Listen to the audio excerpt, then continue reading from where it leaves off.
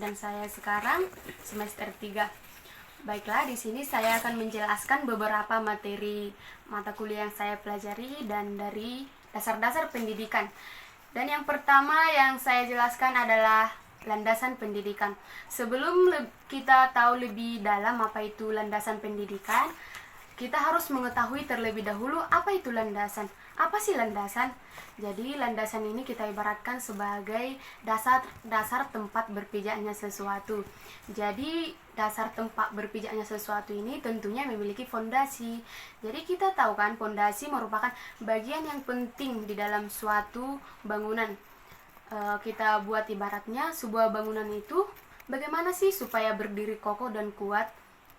Jadi kita harus membuat fondasi ini sebelumnya dengan baik, bagaimana supaya bertahan selanjutnya, seperti itu. Jadi dari yang saya jelaskan itu kita dapat simpulkan landasan adalah fondasi ataupun dasar tempat berpijaknya sesuatu. Selanjutnya, apa sih pendidikan? Dapat saya jelaskan, pendidikan adalah kebutuhan pokok setiap individu, di mana pendidikan adalah kegiatan proses pembelajaran untuk memperoleh pengetahuan. Baiklah, jadi saya simpulkan, landasan pendidikan adalah proses pembentukan kecakapan ataupun fundamental dan kegiatan manusia yang diarahkan untuk merubah tingkah laku, kemampuan seseorang yang pastinya bernilai positif di dalam masyarakat.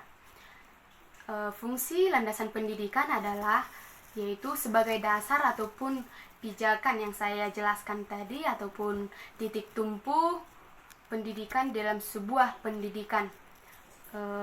Seperti apa sih pendidikan yang akan diterapkan di dalam landasan pendidikan ini? Yang pertama itu membentuk manusia Pancasila ataupun membangun kualitas tinggi dan mampu berdiri sebagai anak didik, seperti itu. Yang kedua itu memberi dukungan baru dalam perkembangan masyarakat maupun bangsa dan negara. Baiklah, di dalam landasan pendidikan ini memiliki jenis-jenis. Yang pertama itu landasan historis, di mana landasan historis ini yaitu pendidikan di masa lalu menjadi acuan terhadap pengembangan pendidikan di masa kini.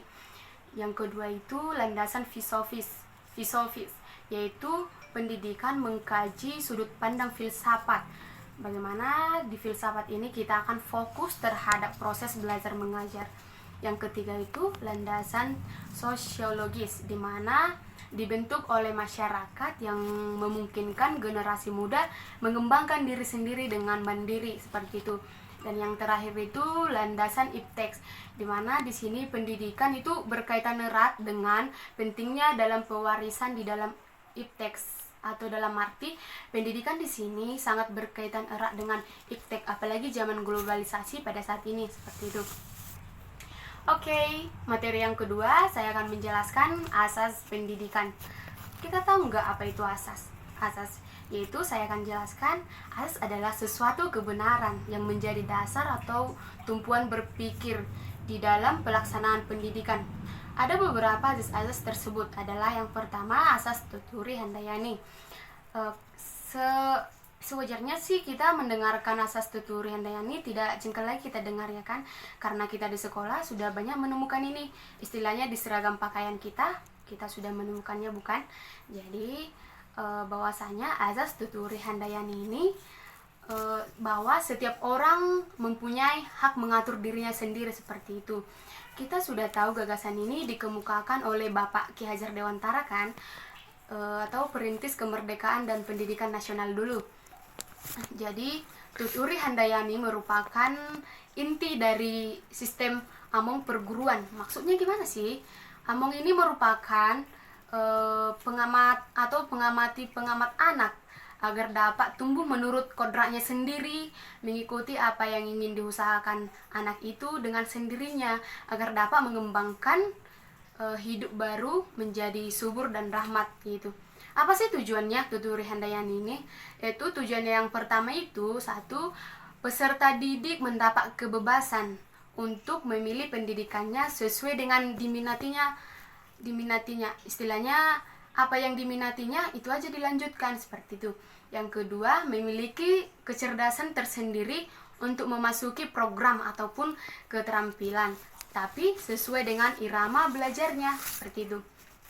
Oke, dan yang ketiga itu azas belajar sepanjang hayat, atau kita sering mendengarnya sebagai long life education, yang artinya di sini pendidikan sepanjang hayat. Jadi pendidikan sepanjang hayat ini bukan merupakan pendidikan yang berstruktur, namun sesuatu prinsip di dalam menjiwai seluruh sistem pendidikan yang ada. Apa sih azas belajar sepanjang hayat ini? Oke, di dalam azas belajar sepanjang hayat, kita dapat mendapatkan kesempatan untuk meningkatkan kualitas diri dan kemandirian sepanjang hidupnya.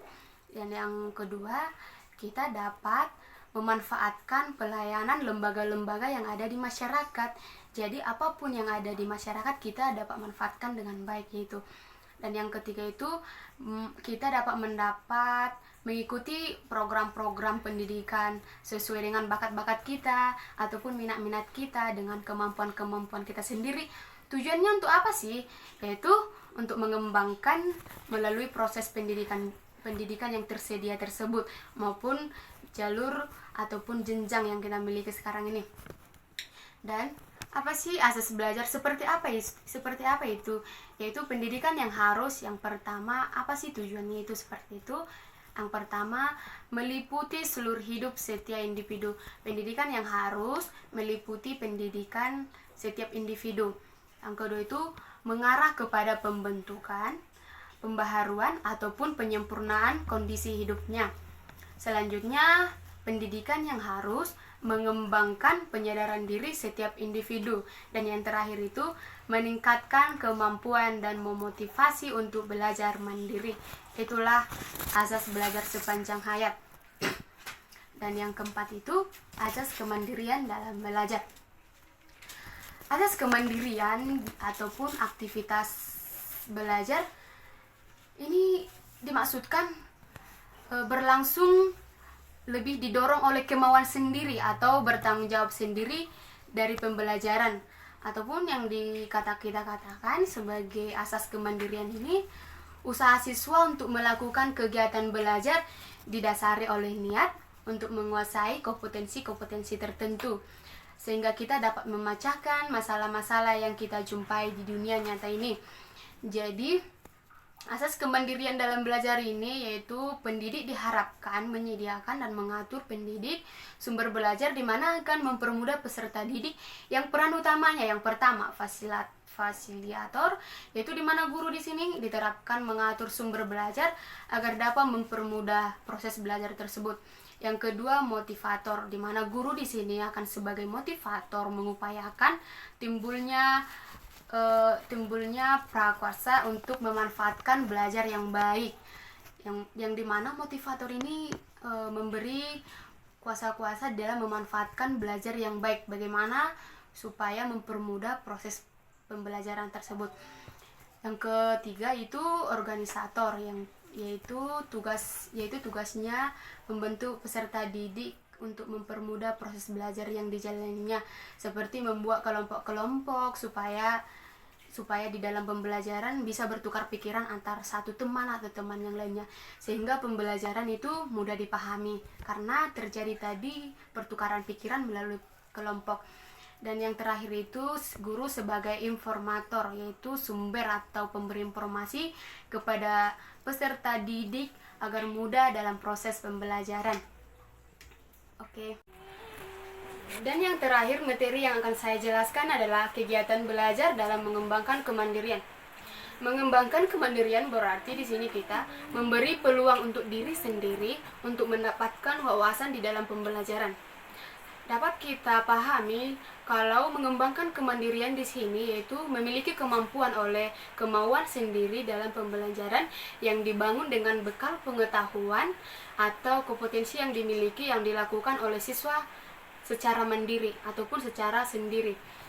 Yaitu yang pertama, kegiatan yang dapat kita lakukan adalah siswa bertanggung jawab dalam belajar mengajar di sekolah dengan maksud mengupayakan melalui lembaga kerja. Artinya gimana sih? Artinya itu kita tidak dituntut untuk berharap mendapatkan pembelajaran dari sekolah saja, tetapi kita mendapatkan atau mengupayakan yang tersedia di kita, seperti kita belajar dari modul, belajar dari internet, memanfaatkan paket belajar, ataupun kita memanfaatkan yang ada di sekitaran kita atau di lingkungan kita, seperti les sampingan di mana kita bisa les bahasa Inggris, les komputer, ataupun les-les yang lainnya di mana kita dapat berdampak positif di dalam pembelajaran kita. Di sini maksudnya bukan dituntut kita harus les, tetapi kita memanfaatkan di mana wawasan pembelajaran kita bertambah.